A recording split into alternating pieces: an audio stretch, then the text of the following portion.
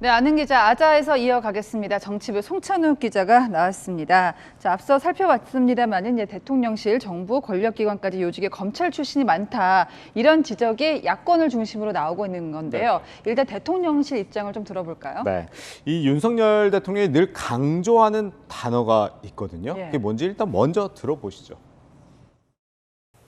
국민들의 어떤 그 법치와 상식을 되찾으라고 하는 그런 그 여망을 제가 외면할 수 없고 법치의 원칙을 확고하게 지켜나가겠습니다.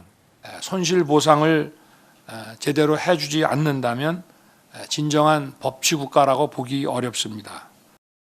네, 보신 것처럼 이 법치에 대한 확고한 의지와 연관이 있다는 게 대통령실의 설명입니다. 네. 그러나 이 대통령실 관계자는 그동안 법 규정보다는 이 대통령 말 한마디에 좌지우지되는 임의적 통치, 권력 남용이 문제가 되었다 이렇게 얘기를 하면서요. 네. 법 전문가의 기용은 윤 대통령의 법치주의 의지를 보여주는 것이라고 설명했습니다. 그러니까 본인이 당선된 이유를 실천하는 것이다. 어찌 보면. 네네. 자, 그런데 이제 논란이 다시 불거져 나온 이유가 이제 국가정보원 조직과 예산을 총괄합니다. 기획조정실장에 네. 검찰 출신이 임명돼서이기도 한데요. 생각해보면 이제 국정원까지 검찰 출신이 갈 필요가 있는가 의구심은 제기되거든요. 네, 바로 그게 야당의 공격 포인트인데 이 자신의 최측근을 이 국정원 기조실장에 임명해서 이 국정원을 장악하려는 것 아니냐 뭐 이런 지적인 건데요. 이에 대해서는요, 대통령실은 문재인 정부도 국정원을 장악하려고 했냐 이렇게 반문을 합니다. 무슨 얘기냐면 이 문재인 정부 초대 국정원 기획조정실장은 이 문 전 대통령의 측근이 검찰 출신 신현수 전 민정수석이 맡았기 때문입니다. 이 후임 역시 검찰 출신 이석수 전 특별감찰관이었습니다. 이 민주당의 비판이 윤 대통령의 인사를 악의적으로 비판하기 위한 정치 프레임에 불과하다는 반응을 대통령실이 보이는 건데요.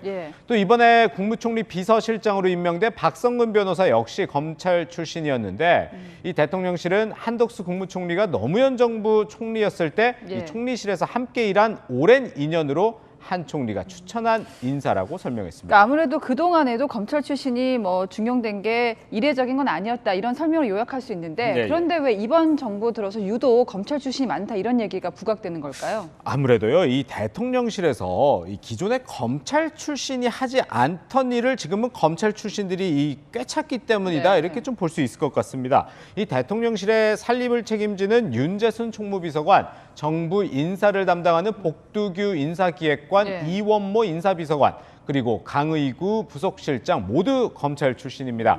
물론 과거 정부에서도 이런 총무비서관이나 인사 관련 비서관, 부속실장 등은 대통령의 측근이 주로 맡았는데 아무래도 이게 검찰 출신 대통령이다 보니까 과거 손발을 맞춰본 사람을 중용하는 윤 대통령의 인사 스타일에 따라 이 검찰 출신이 전면 배치된 걸로 볼 수 있습니다. 자, 검찰 출신들이 이렇게 전면에 나서는 거 그래도 좀 걱정할 수 있는 부분 이런 것들은 어떤 게 있을까요? 네, 이 야당의 비판 그동안에 저희가 얘기하고 있는데 이걸 또 새겨 들을 필요도 있을 겁니다. 어떤 내용이냐면 이 민주당 관계자는 대통령과 인연이 있는 측근들만 기용을 하고 있다며 대통령실과 검찰, 국정원이 모두 검찰 출신 원팀이 돼서 잘못을 눈감아 주게 되면 이 부작용이 생길 수밖에 없다고 지적을 했습니다. 물론 대통령실에서도 검찰 출신이 다른 정부 때보다 많다는 걸 인식하지 못하는 건 아닙니다. 그러나 이 능력 위주 인사를 강조해왔던 만큼 검찰 출신 인사들이 대통령실 얘기대로 이 능력을 정말 발휘할지는 저희가 지켜봐야 할 것 같습니다. 능력을 보여줘야만이 논란이 불식되겠군요. 지금까지 아는 기자였습니다.